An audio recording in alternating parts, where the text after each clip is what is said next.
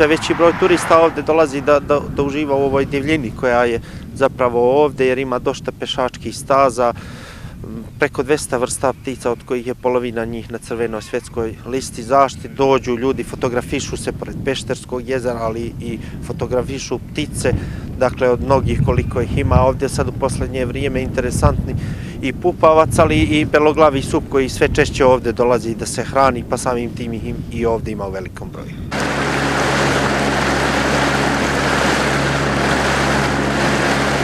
Mogu vam reći da su strani turisti više zadovoljni nego mi, upravo tom autentičnošću kako i trudimo se da očuvamo ono što je. Vidjet ćete i sami kako je to pretaknuti deo prirode.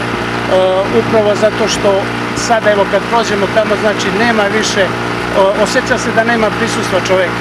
Znači prepušteni smo sami sebi, odnosno prirodi, majci prirodi koja će nažalost da nas kazni nepoštovanjem, sa uništenjem, a ovdje se trudimo da to bude i upravo stoje ono broj 1 stranci. A druga stvar, odnosno možemo reći prva je taj doček, gostoprimstvo sjeničaka i cele sjeničko-pešterske visoravni.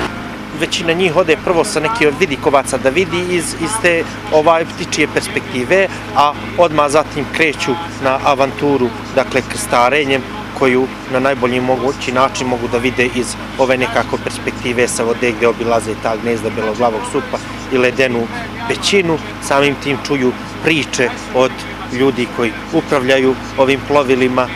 Nalazimo se ispred prvi grupisanih gnezda. Ovdje ima 10 takvih gnezda, inače samo steno, kako mi nazivamo orlovač. Na samoj pukotini, kako pratimo gore na početku, koja ide dole desno dijagonalno, nalaze se već 2 u gnezdu, znači izuzetno jaka mimikrija, tako da se teško uočava. Ali sad možemo, znači samo se prati, vidjet ćemo, evo ga prvi kako se pomera. Sad ovdje imamo jedan deo malo avanturistički provlačenja.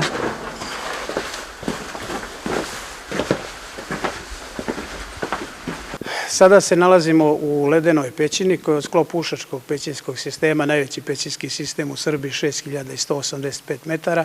Inače, konkretno nalazimo se u takozvanoj Crvenoj dvorani, na pragu pećine gdje su počinje ukrasi.